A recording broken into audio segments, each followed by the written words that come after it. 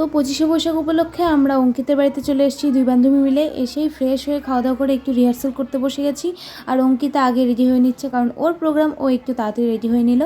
আর ইন্দ্রাণী কী পরবে না পরবে ওগুলো দেখছিল। তারপরে আমি আর ইন্দ্রাণী রেডি হয়ে গেলাম। অঙ্কিতার জিনিসপত্র সব পরেছি আমরা। তারপরে আমরা সবাই সুন্দর করে রেডি হয়ে চলে এলাম এই যেখানে প্রোগ্রাম হবে সেখানে। ছোট্ট করে একটা ঘরোয়া অনুষ্ঠান হবে। তো এখানে চলে এসে আমরা একটু শ্রদ্ধাঞ্জলি দিয়ে নিলাম। এখন আমাদের গান শুরু হবে।